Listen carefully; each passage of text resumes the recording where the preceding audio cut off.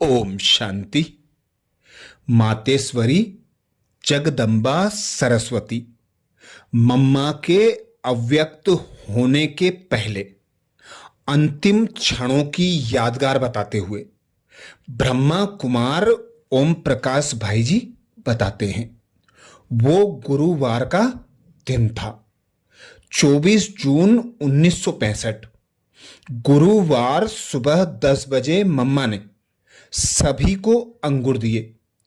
उस समय अंगूर का बगीचा बहुत बड़ा था, अंगूर भी बहुत निकले हुए थे, परंतु मम्मा की बीमारी इतनी बढ़ गई थी कि कई दिनों से मम्मा ने बाहर आना ही बंद कर दिया था, बोलना बहुत कम कर दिया था। लेकिन मम्मा की अवस्था में कोई परिवर्तन नहीं आया। पहले जैसी ही उनकी वरदानी दृष्टि थी, पहले के जैसे ही मुस्कुराहट थी, वही निश्चिंत और अचल भाव था। अभी जो ईसु बहन का ऑफिस है, वहां मम्मा ने हर बच्चे को 4-4 अंगूर अपने हाथों से दिए। बाद में जमुना बहन बाबा को मम्मा के कमरे में लेकर आई। बाबा ने देखा और तुरंत डॉक्टर को बुलाने किसी को भेजा। डॉक्टर आया और चेक करके बताया कि मम्मा ने शरीर छोड़ दिया है। बाद में सब जगह संदेश भी भेज दिया गया। मम्मा ने 24 जून शाम करीब 4 बजे शरीर छोड़ा और 25 जून को मम्मा का अंतिम संस्कार किया गया। ऐसे ही अंतिम क्षणों की यादगार बताते हुए संतरी दादी कहती हैं, शायद बाबा को पता था कि आज मम्मा अपना शरीर छोड़ने वाली है। इस कारण बाबा ने उस दिन सुबह ही मम्मा के हाथों से सब यज्ञ वत्सों को अंगूर दिलवाए थे। बाबा दिन में विश्राम कर 4 या 4:15 बजे उठे और मुझसे कहा, बच्ची आओ, जाओ मम्मा को देख कर आओ। मैंने बाबा के हाथ में पानी का गिलास दिया और मम्मा के कमरे में गई। मम्मा की गर्दन बाजू में झुकी हुई थी। मैं तुरंत बाबा के पास दौड़कर आई और बाबा बाबा कहने लगी, तो बाबा समझ गए। बाबा तुरंत उठकर मम्मा के कमरे में गए। मैं भी उनके साथ गई। बाबा ने मम्मा को देखा और कहा, अच्छा मम्मा, शिव बाबा के पास चली गई? वहां से बाबा अपने कमरे में जाकर पत्र लिखने लगे। उसी वक्त 2 बहनें बाबा के पास आईं। बाबा ने कहा, आ गई बच्ची? वे रोने लगी तो बाबा ने कहा, क्या तुम बाबा के सामने मम्मा का दुख जताने आई हो? तुम बाबा के सामने रो रही हो। रोते कौन है? विधवा। मम्मा तो तुम्हारी थी ही नहीं, वह शिव बाबा की थी और शिव बाबा के पास चली गई। ऐसे ही ब्रह्मा कुमार जगदीश भाई जी बताते हैं, शारीरिक स्वास्थ्य के रूप में बहुत बड़ी परीक्षा। उनके जीवन में एक बहुत बड़ी परीक्षा उनके शारीरिक स्वास्थ्य ने ली। उन्हें जब विकराल रोग ने आ घेरा और उन्हें जब ये मालूम भी हो गया कि अब उनका ये शरीर अधिक समय तक रहने वाला नहीं है, तब भी वे निर्भय और निश्चिंत बनी रहीं। मनुष्य को सबसे अधिक भय मृत्यु का होता है और सबसे अधिक चिंता सुरक्षा की होती है। परंतु जब इन दोनों के बारे में पता लग गया तो भी न कभी किसी ने उनके चेहरे पर या उनके हाव भाव में चिंता देखी, न कभी लेस मात्र भी भय देखा। उन्होंने अपना जीवन शिव बाबा को अर्पित कर दिया था। और उन्हें अटल विश्वास था कि अब जो कुछ होगा उसमें कल्याण ही समाया हुआ है। रोग के कारण भी उनकी दिनचर्या में कुछ अंतर नहीं आया। वे प्रातः सभी वत्सों से पहले उठकर योग में स्थित होती थीं और वे ही नित्य की तरह सेवा में लगी रहती थीं। अंतिम श्वास तक ईश्वरीय सेवा। जिस दिन उनके शरीर और आत्मा का विछोह था, उस दिन भी वे सभी वत्सों से मिली। उन्होंने मातृवत हरेक वत्स को स्नेह और मुस्कान की मौन भाषा में संबोधित किया और उनसे नेत्र मिलन किया तथा अपने हाथों से हरेक को स्नेह के सूचक सेव और अंगूर प्रसाद अथवा सौगात के रूप में दिए। ये मालूम होते हुए भी कि वे थोड़े समय की मेहमान हैं या उनके बाद वे प्रस्थान करने वाली हैं, उनमें व्याकुलता नहीं हुई। आखिर एक क्षण ऐसा आया जब शक्ति सेना की नायिका जगदम्बा सरस्वती ने शरीर से प्रस्थान किया। उन्होंने पहले भी अपना जीवन बाबा की सेवा के लिए समर्पित किया हुआ था और अब बाबा ने समर्पित आत्मा को आगे और सेवा पर नियुक्त किया। ब्रह्मा कुमारी सत्यवती तिनसुकिया बताती हैं, 24 जून 1965 सुबह 10 बजे मम्मा सबको अंगूर दे रही थी। किसी को पता तो क्या, किसी ने सोचा भी नहीं होगा कि आज ही मम्मा अपना शरीर त्याग देगी। मम्मा को देखने वालों को ऐसा कभी महसूस ही नहीं हुआ। मम्मा मुस्कुराते हुए सबको अंगूर दे रही थी, साथ में इतनी शक्तिशाली दृष्टि भी दे रही थी कि मानो देवी मां सबको वरदान दे रही है।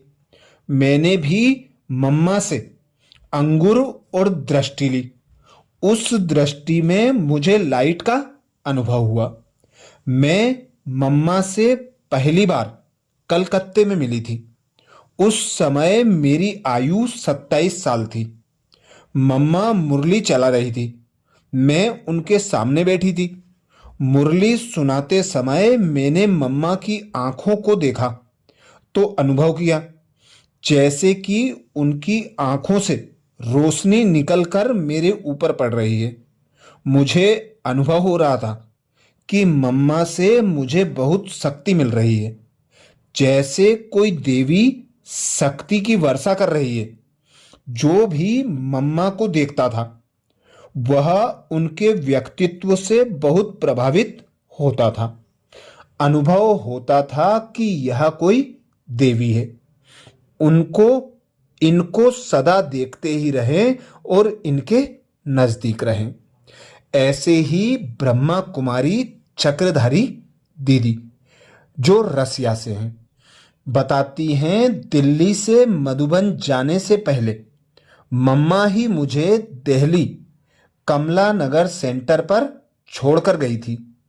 जब मुझे पता लगा कि मम्मा की तबीयत ज़्यादा खराब है, उनको मुंबई से आबू लेकर आए हैं, तो मैं उसी समय अकेली ही आबू आई मम्मा को देखने के लिए। जब मम्मा ने शरीर छोड़ा था तो वहाँ हम 5 कन्याएं थीं। बाबा ने हमसे ही चटाई बिछवाई, उस पर मम्मा की बॉडी रखवाकर हमें ही वहाँ बिठाया था। मम्मा के शरीर को जिस अर्थी में ले जाना था उस अर्थी को हम 5 कन्याओं ने ही सजाया था। अन्य किसी का हाथ नहीं लगा था। इस प्रकार मैंने मम्मा के शरीर के अंतिम क्रियाकर्म में भी भाग लिया था। ब्रह्मा कुमार विद्यासागर जो दिल्ली से हैं बताते हैं, मां सरस्वती तूने खुद ही खुद को बनाया। मातेश्वरी जी को अंत में कैंसर रोग ने आ घेरा। मगर मां सरस्वती ने अपने स्वरूप द्वारा प्रत्यक्ष किया कि उनके पास कोई बीमारी है ही नहीं। मां ने 24 जून 1965 को पुराने शरीर का त्याग किया। मैं 23 जून से मधुबन में ही था। उन दिनों मां सरस्वती रोग के कारण अपने कमरे से बाहर नहीं निकलती थी। फिर भी बाप दादा के महावाक्य स्पीकर द्वारा कमरे में सुनती थी। बाप दादा ने 23 जून को मां से कहा कि आपको सभी बच्चों को आम देना है। मां ने सहर्ष बाबा की आज्ञा का पालन करते हुए हर बच्चे को स्नेहपूर्ण शक्ति संपन्न दृष्टि देते बड़े आराम से बगैर जल्दबाजी किए आम की टोली दी और स्नेह मिलन करते वरदान दिए। मां उस समय ऐसी स्थिति में थी कि बैठ भी नहीं सकती थी, क्योंकि रोग का पूर्ण रूप से तीव्र आक्रमण था। मगर मां सरस्वती ने प्रकृति जीत का प्रत्यक्ष प्रमाण देते हुए बाबा की आज्ञा का पालन करते हुए अपनी संपूर्णता का साक्षात्कार कराया। मैंने आज तक बहुत कैंसर के मरीजों को देखा है। वे अंत समय असहाय और शक्तिहीन होते हैं और असहनीय दर्दों से ओत-प्रोत होते हैं। मगर मां सरस्वती जी ने ईश्वरीय ज्ञान योग का प्रत्यक्ष प्रमाण देकर इस असाध्य रोग को भी परास्त किया था। 24 जून को मां सरस्वती जी ने हर्षित चेहरे द्वारा अपनी संपूर्णता को प्राप्त कर इस नश्वर देह का त्याग किया। दिल्ली के कवि भाई ने कविता द्वारा अपनी श्रद्धांजलि अर्पित करते हुए कहा, इस यज्ञ में शिव ने ब्रह्मा पद था बनाया, लेकिन हे मम्मा सरस्वती तूने खुद को खुद ही बनाया। जब यह यज्ञ स्थापन हुआ तो शिव बाबा ने कहा कि इस दादा के तन का आधार लेकर मैं सतयुगी देवीय दुनिया की स्थापना करता हूं। यही ब्रह्मा है, लेकिन मम्मा जगदम्बा सरस्वती जी ने अपने ही पुरुषार्थ द्वारा अपने आप को प्रत्यक्ष किया। यज्ञ माता बनकर संपूर्ण रूप से जिस्मानी तथा रूहानी रूप से यज्ञ को संभाला। ब्रह्मा कुमारी दादी प्रकाश मणि जी कहती हैं, प्रजापिता ब्रह्मा कुमारी ईश्वरीय विश्वविद्यालय की प्रथम अध्यक्षता अथवा प्रधान बनने का श्रेय प्राप्त करने वाली, अपनी रूहानियत और ज्ञान की लोरी से सबको अपने वात्सल्य अथवा मातृत्व प्यार का अनुभव कराने वाली, अपने विशेष पुरुषार्थ एवं उच्च धारणा व महान प्रतिभा से ओम राधे जगदम्बा सरस्वती ने सरस्वती के नाम से प्रसिद्ध मीठी मां, जिन्हें ब्रह्मा वत्स प्यार से मीठी मम्मा कहते, ऐसी मीठी जगदम्बा मां सन 1937 से 1965 तक ईश्वरीय विश्वविद्यालय की कन्याओं माताओं के अनोखे दल का नेतृत्व करती रहीं। जैसे मां अपने बच्चों के लालन पालन के अतिरिक्त शिशु काल में उनकी रक्षा भी करती हैं, वैसे ही उन्होंने ज्ञान की लोरी देने के साथ साथ दिव्य गुणों से सबकी पालना करते आध्यात्मिक संरक्षण भी प्रदान किया। उनका प्यार, उनकी मधुरता, उनकी शीतलता, पवित्रता, उनकी ज्ञान की गहराई और उनका तपस्वी जीवन हर एक को सदा ही प्रभावित करता रहा। मातेश्वरी जगदम्बा सरस्वती जी अपनी वाणियों में प्रायः कर्मों की गति पर प्रकाश डालती हैं। वे कहती हैं मनुष्य अपने नीच कर्मों से गिरा है और श्रेष्ठ कर्मों से ही महान बन सकता है। तुम्हें कर्म संन्यास नहीं, लेकिन विकारों का संन्यास करना है। प्रवृत्ति को छोड़ने के बजाय प्रवृत्ति में जो अपवित्रता आ गई है उसे छोड़ना है, पवित्र प्रवृत्ति बनानी है।